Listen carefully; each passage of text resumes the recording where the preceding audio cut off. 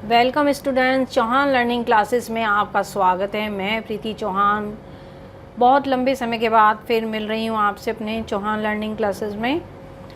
आज हम पढ़ने जा रहे हैं कक्षा 9th का क्षितिज पुस्तक का पद्य पाठ का फर्स्ट लेसन कबीर।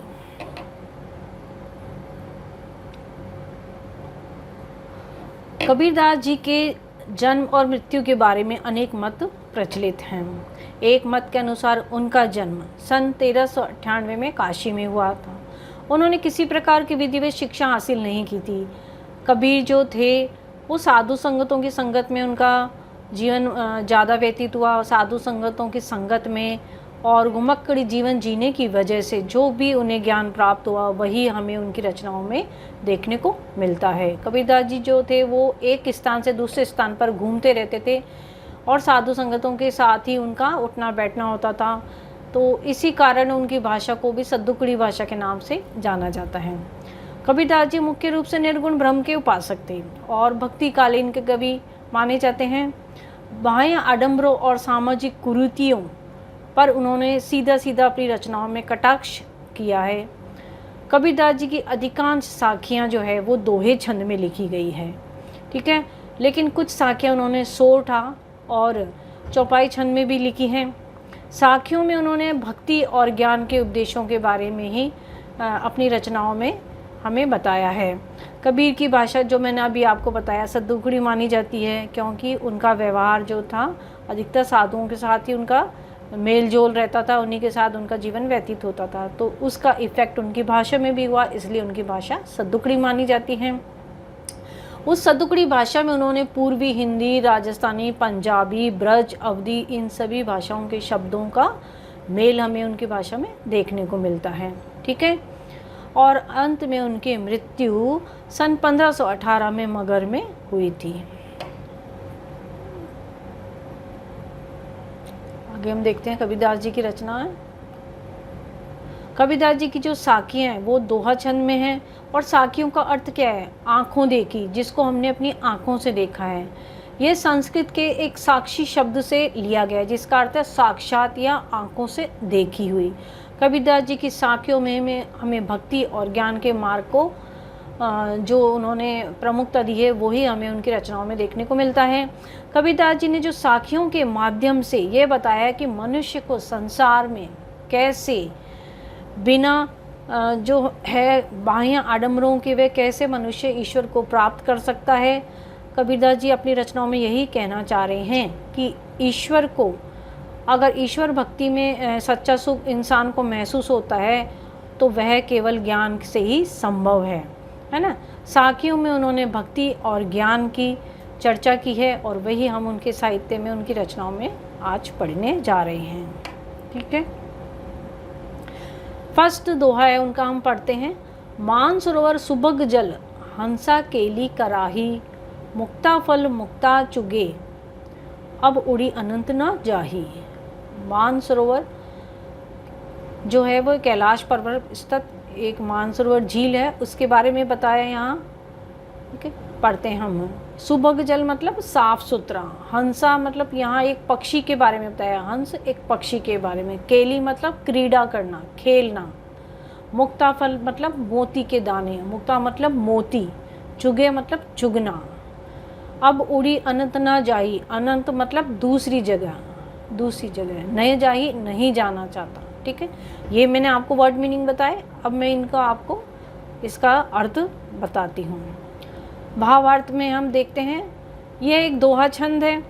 कैलाश पर्वत पर स्थित मानसरोवर झील का पानी जो है एकदम साफ सुथरा है, ठीक है, जिसमें हंस केली कराही, जिसमें हंस रूपी एक पक्षी निवास करता है और वह उसी मानसरोवर झील में मोती के दानों को चुगता हुआ बड़े आनंद से क्रीड़ा करते हुए अपने जीवन को व्यतीत कर रहा है और वह उस मानसरोवर झील को छोड़कर अन्यत्र कहीं नहीं जाना चाहता।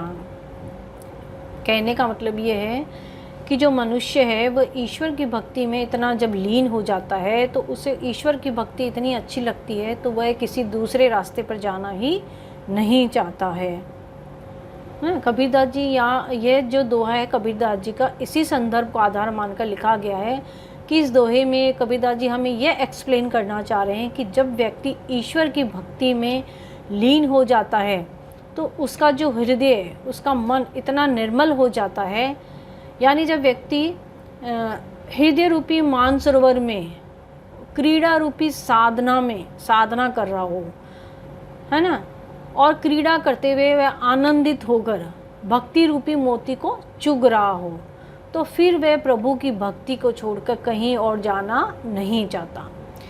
ये जो भाषा है थोड़ी सी आपको ये टिपिकल लग सकती है, मैं इसको साधारण भाषा में आपको समझाती हूँ। यहाँ देखिए इन्होंने एक्सप्लेन किया है कि हृदय रूपी मानसरोवर को हृदय का रूप दिया है ना। क्रीड़ा रूपी साधना, क्रीड़ा को किसका रूप दिया है? या साधना का, ठीक है। और भक्ति रूपी मोती को भक्ति का रूप दिया है। तो यहाँ एक तरह से ये रूपक अलंकार हो गया, ठीक है, आप इनको नोट करना। भक्ति रूपी मोती कि जब व्यक्ति हृदय रूपी मानसरोवर में क्रीड़ा रूपी साधना कर रहा हो और क्रीड़ा करते हुए यानी खेलते हुए जब वह आनंदित होकर भक्ति रूपी मोती को चुग रहा हो, तो फिर वह प्रभु की भक्ति को छोड़कर कहीं और जाना नहीं चाहता।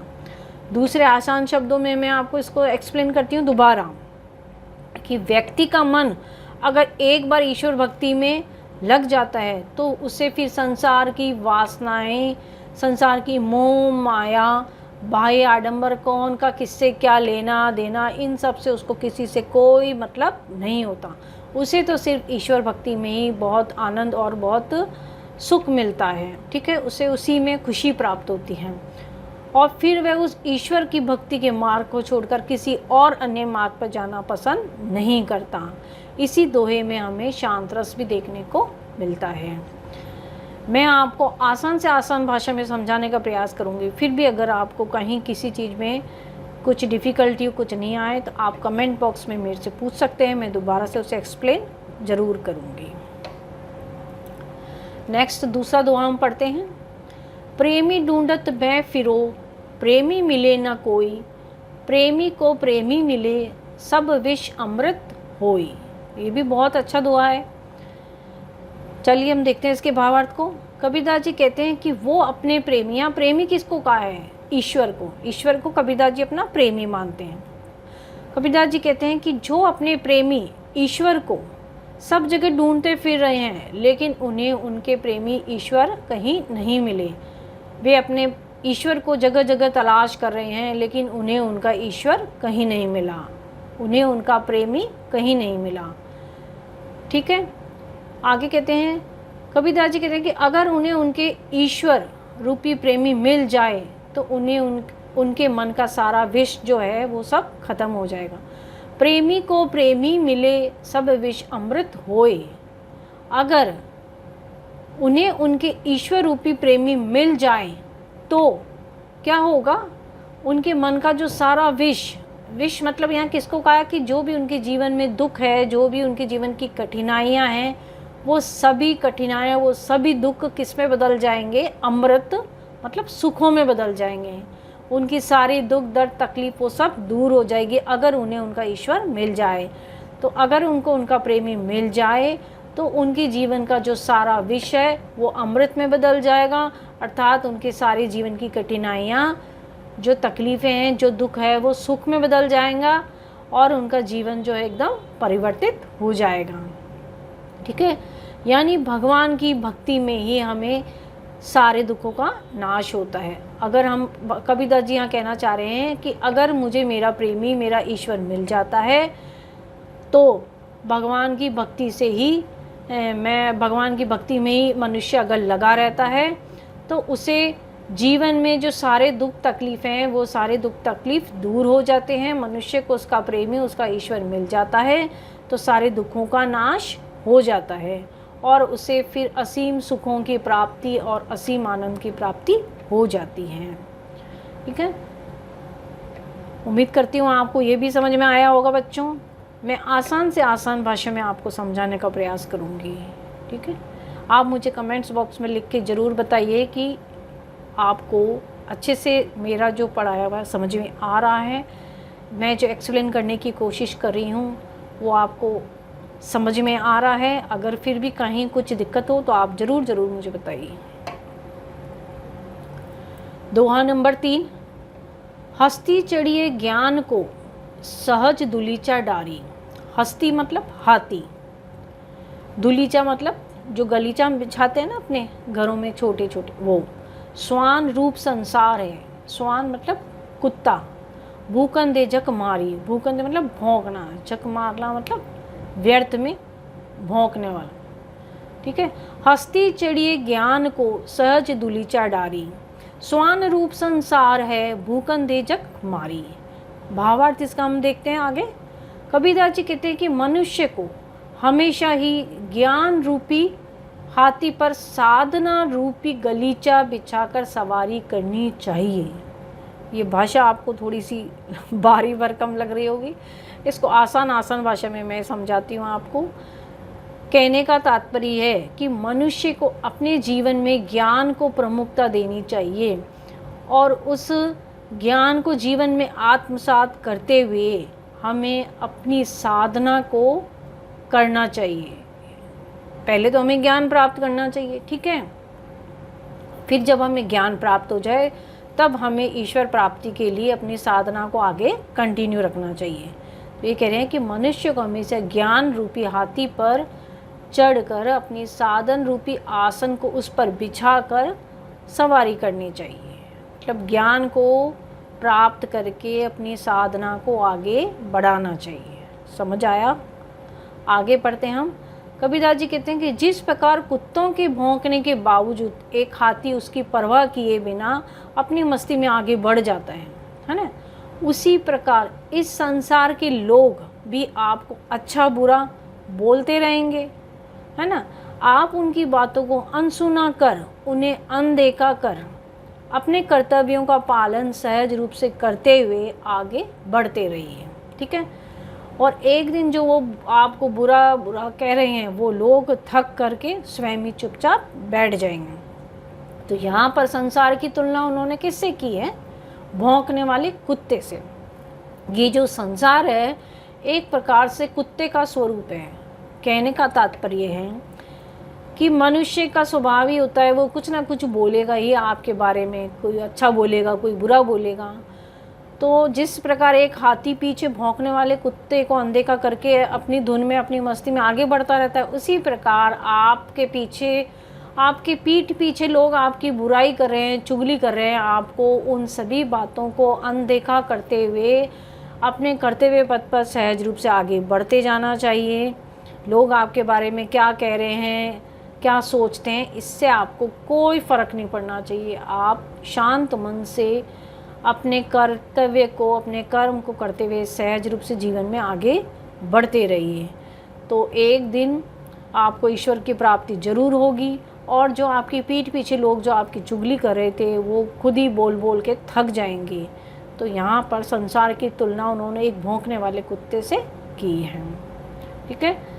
अच्छे से समझाया, समझ में आया होगा आपको, ठीक है।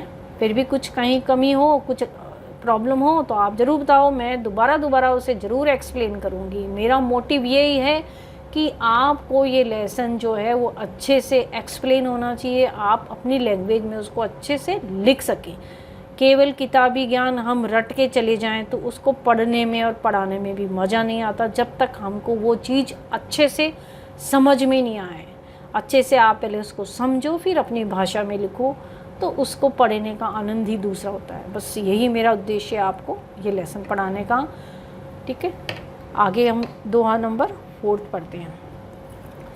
पका पकी के कारणे सब जग रहा भूलान, निरपक होय के हरि भजे सोई संत सुजान। अब पका पकी क्या है यहाँ पे? पक्ष और विपक्ष, ठीक है। भूलान मतलब भुलाना, निरपक मतलब निष्पक्ष, ठीक है। सोई संत सुजान, संत मतलब साधु, सुजान मतलब चतुर। साथ साथ वर्ड मीनिंग भी बताती जा रही हूँ आपको, ताकि आपको ये लाइन का अर्थ क्या है, शब्दों का मीनिंग क्या है वो समझ में आएगा, तभी तो आप भावार्थ कर पाओगे ना। तो जो वर्ड मीनिंग है वो भी आप साथ साथ में समझते चलिए, नोट करते चलिए, ठीक है। कबीरदास जी कह रहे हैं कि पक्ष और विपक्ष के चक्कर में इस दुनिया के सारे लोग आपस में लड़ रहे हैं और वो अपने इस झगड़े में ईश्वर को भूल गए हैं। कोई कह रहा कि ये पक्ष सही है, कोई कह रहा कि वो पक्ष सही है, मतलब तो ये पक्ष और विपक्ष की लड़ाई जो है समाज में चलती रहती है और लोग अपने अपने इस पक्ष और विपक्ष की लड़ाई में, इस सांसारिक उलझनों में इतने उलझ जाते हैं कि भगवान ने उन्हें इस जीवन में क्यों भेजा है, वो अपने इस असली जीवन के उद्देश्य को ही भूल जाते हैं और समाज में उलझनों में, लड़ाई झगड़ों में इतना उलझ जाते हैं कि वो असल में ईश्वर को ही भूल जाते हैं, है ना।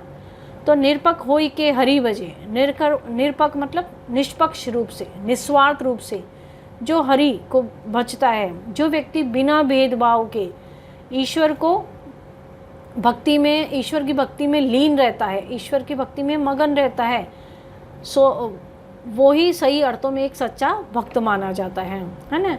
और वही सच्चा भक्त एक अच्छा इंसान हो सकता है, एक अच्छा साधु हो सकता है, जो निस्वार्थ भाव से, जो निष्पक्ष रूप से अपने ईश्वर को याद करता है, ईश्वर को प्रेम करता है, ईश्वर की भक्ति में डूबा रहता है, वही मनुष्य सच्चे रूप में एक अच्छा मनुष्य, एक अच्छा साधु मान सकते हैं हम उसको। वही चतुर साधु है, वही एक अच्छा मनुष्य है, वही सच्चा भक्त है।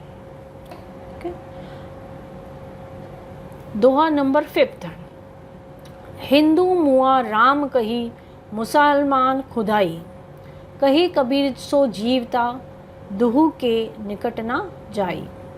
ये भी काफ़ी इंटरेस्टिंग है। हिंदू मुआ राम कही, मुसलमान खुदाई। उपरोक्त दोहे में कबीरदास जी हमें ये समझाने का प्रयास कर रहे हैं कि हिंदू राम का नाम जपते हैं, मुसलमान खुदा का नाम जपते हैं, है ना। तो हिंदू राम का नाम जपते हुए और मुसलमान खुदा का नाम जपते जपते सारा जीवन उन्होंने व्यतीत कर दिया, ठीक है।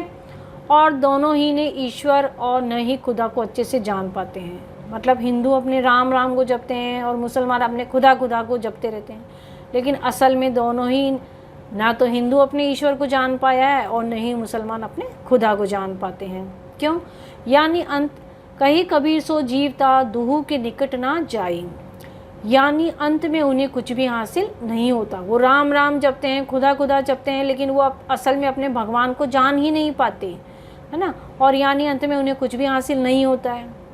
तो कबीरदास जी के अनुसार जो मनुष्य इन सब बातों से दूर रहता है, असल में वही जीवित है और उसका ही जीवन सार्थक है ना। किन बातों से दूर रहता है? सामाजिक कुरीतियों से, धार्मिक आडंबरों से, ढोंग पाखंड से, है ना, एक दूसरे की चुगली चपट्टी करना, इन व्यर्थ की चर्चाओं से, जाति पाति से, आडंबरों से, सामाजिक कुरीतियों से जो मनुष्य दूर रहता है ना, असल में वही मनुष्य जीवित कहलाने के योग्य है। वही मनुष्य सच्चे अर्थों में ईश्वर की भक्ति को प्राप्त कर सकता है। कहने का तात्पर्य यह है कि वे कह रहे हैं कि आप राम राम जप रहे हैं मुंह से, है ना, अपने खुदा को जप रहे हैं, माला से आप राम राम जप रहे हैं, लेकिन मन में आपके फालतू की चर्चाएं, फालतू की व्यर्थ की बातें चल रही है, तो वो बोले वो राम नाम जपना और वो खुदा खुदा जपना सार्थक नहीं है, वो व्यर्थ है। आपको निस्वार्थ भाव से ईश्वर को स्मरण रखो, है ना, और व्यर्थ की चर्चाओं से, व्यर्थ के कार्यों से दूसरों की बुराई मत करो, दूसरों के बारे में बुरा मत सोचो, और निस्वार्थ निष्पक्ष रूप से ईश्वर को याद करो। तो वही मनुष्य सच्चे अर्थों में जीवित है, जो सच्चे मन से ईश्वर को बचता है और व्यर्थ की सामाजिक जो कुरीतियाँ हैं, जो फालतू की चर्चाएं हैं, दूसरों की बुराई करना या किसी का नुकसान करना, किसी का हानि पहुंचाना, इन सब धार्मिक जो भेदभाव है, इन सब चर्चाओं से, सामाजिक कुरीतियों से, ढोंग पाखंड से जो दूर रहता है और जो सच्ची में मनुष्य मन से, हृदय से ईश्वर को याद करता है, वही मनुष्य असल में जीवित कहलाने के योग्य हैं और वही मनुष्य सच्चे अर्थों में ईश्वर को प्राप्त कर सकता है और उसी का जीवन सार्थक है। आप राम राम जपते रहें, उससे राम नहीं मिलता है। राम किससे मिलता है? जब हम राम को अपने हृदय में आत्मसात कर लेते हैं और अपने कर्मों को अच्छा बना लेते हैं, हमारे व्यवहार में एक निर्मलता आ जाती है, जब हम निष्पाप हो जाते हैं, पवित्रता आ जाती है हमारे कर्मों में, तो वो ही हमारा जो जीवन है, वो ही तभी हम असली मायने में एक जीवित इंसान कहलाने के योग्य हैं, और तभी हम एक अच्छे मनुष्य के रूप में और अच्छे भक्त के रूप में पहचाने जाते हैं, और तभी हमारी ईश्वर भक्ति सच्ची मानी जाती है। ठीक है, आशा करती हूँ आपको ये दोहा समझ में आया होगा। नेक्स्ट दोहा पढ़ते हैं हम, 6। काबा फिरी काशी भया, रामई भया रहीम, मोट चुन मैधा भया, बैठी कबीरा जीन। इसका भावार्थ क्या है? उपरोक्त दोहे में कबीरदास जी कहते हैं कि उस ईश्वर को मनुष्य चाहे काबा में जाकर ढूंढे या काशी जाकर ढूंढे, या फिर राम के नाम से पुकारे या रहीम के नाम से पुकारे, सभी एक समान ही है ना। काबा फिरी काशी भया, कि ईश्वर को हम चाहे काबा में ढूंढें या काशी में ढूंढें, राम ही भया रहीम, चाहे हम उसे राम के नाम से पुकारें, खुदा के नाम से पुकारें, रहीम के नाम से पुकारें, किसी भी नाम से पुकारें, ईश्वर तो सब जगह है। किसी भी नाम से पुकार लो, ईश्वर एक ही है, सर्वव्यापी ईश्वर है। वो काशी में भी है ना, काबा में भी है, सब जगह व्याप्त है वो। आप उसके नाम अलग अलग हैं, लेकिन ईश्वर एक है। मोट चुन मैदा भया, बैठी कबीरा जीन। ठीक है, आगे वो ये समझाना चाह रहे हैं कि जिस प्रकार गेहूं को मोटा पीसने के बाद वह आटा बन जाता है, और अधिक बारीक पीसते हैं तो वो मैदा बन जाता है, लेकिन आटा तो वह खाने के काम ही है ना। तो और मनुष्य उसको बैठ के खाते ही है। ठीक है, बैठी कबीरा जीन, काम क्या आ रहा है? वो गेहूँ खाने के ही काम आ रहा है। तो ये उसी प्रकार इस गेहूं से वो हमें समझाना चाह रहे हैं, गेहूं की तुलना में, कि लेकिन दोनों ही रूपों में गेहूं पीसने के बाद खाने के काम आता है। तो उसी प्रकार प्रभु को आप किसी भी नाम से बुलाओ, प्रभु तो एक ही कहलाएगा, है ना। फिर चाहे आप उसे काबा जाकर ढूंढो या काशी जाकर ढूंढो। कहने का तात्पर्य यह है कि आप उसे चाहे राम के नाम से पुकारो या रहीम के नाम से पुकारो, भगवान तो एक ही है। जैसे गेहूं को मोटा पीसा तो आटा और बारीक पीसा तो मैदा, लेकिन कहलाएगा तो वो गेहूं ही, है ना। तो उसी प्रकार आप भगवान को राम या रहीम के नाम से पुकारो या किसी भी नाम से पुकारो, कहलाएगा तो वो एक ही भगवान तो एक ही है ना। तो आप, और भगवान सर्वव्यापी है, आप उसे चाहे काबा में ढूंढो या काशी में ढूंढो, तो वो भगवान बदल नहीं जाएगा कि काशी के भगवान अलग है और काबा के भगवान अलग है ना, दिल्ली के भगवान अलग है। भगवान सब जगह हैं और वो भगवान एक ही है। कहने का तात्पर्य है कि जिस प्रकार गेहूं को पीसने के बाद वो अलग अलग रूपों में जाना जाता है, लेकिन काम वो एक खाने के ही रूप में काम आता है, तो उसी प्रकार भगवान को हम अनेक नामों से जानते हैं, अनेक स्थानों पर जाकर हम उनकी पूजा करते हैं, लेकिन वो कहलाएगा सिर्फ एक भगवान ही, और वो सर्वव्यापक है, उसके अनेक नाम हैं, लेकिन वो एक ही ईश्वर है। चाहे आप उसे अनेक नामों से ढूंढो, अनेक स्थानों पर जाके उसको पुकारो, लेकिन भगवान तो एक ही है। ठीक है, समझ में आया ना बच्चों? उम्मीद करती हूँ आपको अच्छे से समझ में आ रहा होगा। ओके, आगे लास्ट तो हम पढ़ने में आ गए हैं 7th। ऊंचे कुल का जन्मिया, जे करनी ऊंच न होई, सुबरन कलश सुरा भरा, साधु निंदा सोई। ऊंचे कुल का मतलब कुल जो हमारा जिसमें हम जन्म लेते हैं वो कुल है। कोई ब्राह्मण है, ठीक है, कोई अग्रवाल है, तो किस कुल में आपका जन्म हुआ? कोई राजपूत है, कोई बणी है, कोई जैन है, तो ऐसे आप किस कास्ट में, किस कुल में जन्म हुए हैं। ऊंच न होए। सुबरन मतलब स्वर्ण, कलश मतलब घड़ा, सुरा मतलब शराब। ठीक है, निंदा करना, किसी की बुराई करना। ठीक है, ये वर्ड मीनिंग मैंने एक्सप्लेन किया। अब हम इसका भावार्थ पढ़ते हैं। उपरोक्त दोहे में कबीरदास जी कहते हैं कि ऊंचे कुल में जन्म लेने से मनुष्य ऊंचा नहीं हो जाता, बल्कि अपने कर्मों से ऊंचा होता है। आप कितने भी ऊंचे कुल में जन्म ले लो, तो उससे आपका व्यक्तित्व निखर के नहीं आता। आपका व्यक्तित्व किससे निखर के आता? आपके कर्मों से, आपके अच्छे व्यवहार से, है ना। क्योंकि इंसान की असली पहचान किससे होती है? उसके कर्मों से होती है। ठीक है, उसके बिहेवियर से होती है, ना कि उसके कुल से। ठीक है, जिस प्रकार सोने के घड़े में रखी होने के बाद भी शराब ही रहेगी, अमृत तो नहीं बन जाएगी ना। और सोने के घड़े में होने के बाद भी साधु उसे बुरी चीज़ बताकर उसकी निंदा ही करेंगे। ठीक है, तो उसी प्रकार ऊंचे कुल में जन्म लेने के बाद भी व्यक्ति अगर बुरे कर्म करता है, तो तो लोग उसके कुल की अनदेखी कर उसकी निंदा ही करेंगे, उसकी तारीफ थोड़ा करेंगे कि ये ब्राह्मण कुल का है, नहीं भाई हमें इसकी बुराई नहीं करनी चाहिए। उसके कुल को देख के उसके कर्मों को थोड़ा भूल जाएंगे। तो यही कह रहे हैं कि यानी व्यक्ति अपने कर्मों से ही महान बन सकता है। एक व्यक्ति की पहचान, एक व्यक्ति की आइडेंटिटी उसके अच्छे बिहेवियर से, उसके अच्छे कार्यों से होती है, ना कि उसके कुल से। तो कहने का तात्पर्य ये है कि हमें अपने कर्मों को साफ सुथरा रखना चाहिए, अपने व्यवहार को अच्छा रखना चाहिए, है ना कि हम उसमें अहंकार में रहें कि मैं तो ब्राह्मण कुल में हूँ, मैं कुछ भी कर सकता हूँ। नहीं, कुल को इम्पोर्टेंस नहीं दी जाती है। हमारा अच्छा बिहेवियर, हमारा अच्छा व्यवहार, हमारा अच्छा कर्म ही हमारी पहचान समाज में बनाता है।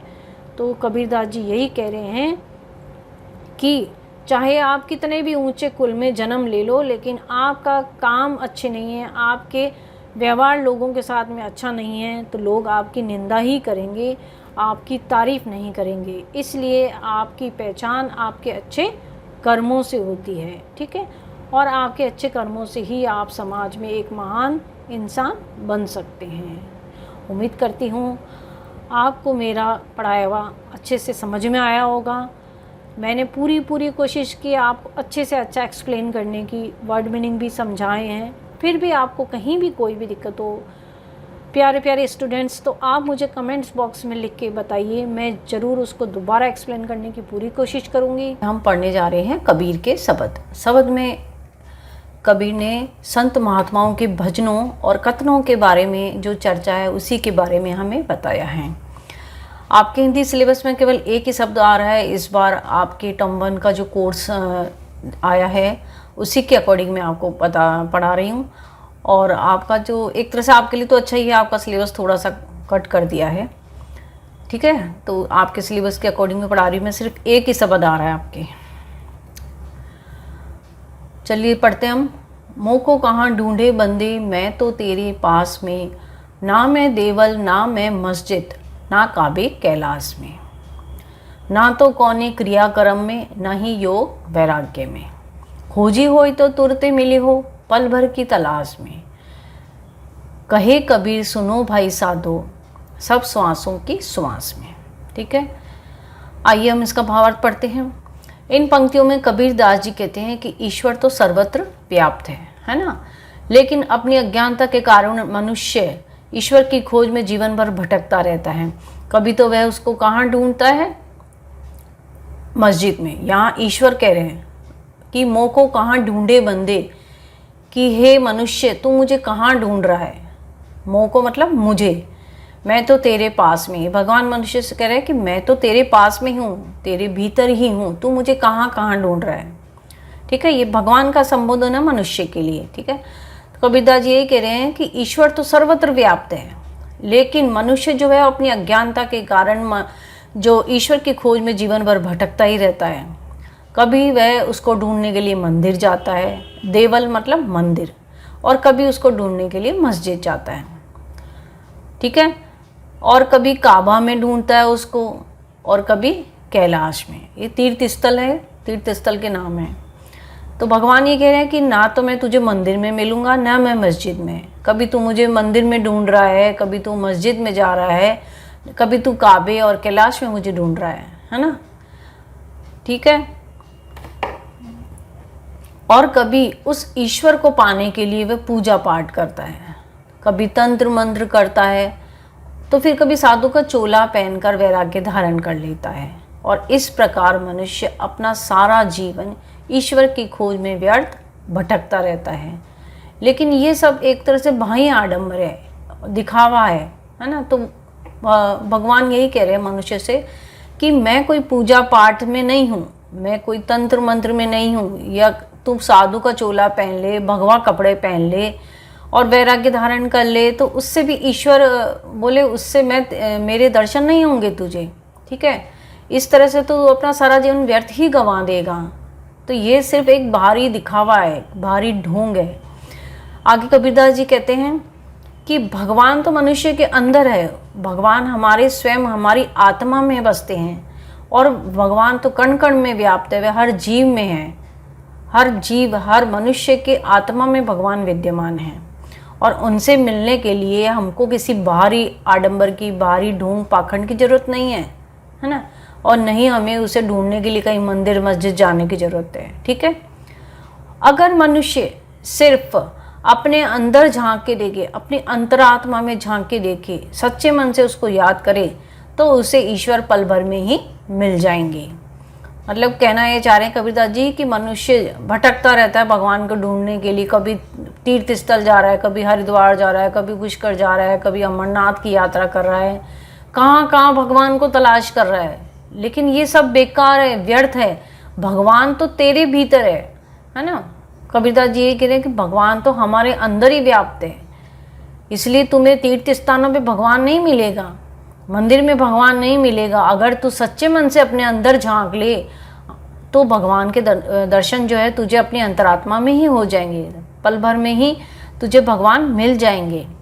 यानी सरल शब्दों में इसका अर्थ यह है कि ईश्वर तो कण कण में विद्यमान है और उसको ढूंढने के लिए हमें कहीं जाने की ज़रूरत नहीं है, बस हमें सच्चे मन से उसे देखना होता है अपने अंदर। ठीक है, उम्मीद करती हूँ बच्चों आपको ये शब्द जो मैंने एक्सप्लेन किया समझ में आया होगा। अगर फिर भी कुछ आपको कोई डिफ़िकल्टी हो तो आप कमेंट्स बॉक्स में लिख के मुझे ज़रूर बताएं, मैं उसे दोबारा एक्सप्लेन करने की कोशिश करूँगी। ओके, अभी जो आपका सिलेबस है उसी के अकॉर्डिंग मैं आपको पढ़ा रही हूँ। नेक्स्ट वीडियो में इसके प्रश्न उत्तर मैं आपके लिए लेके आऊँगी। तब तक के लिए बाय।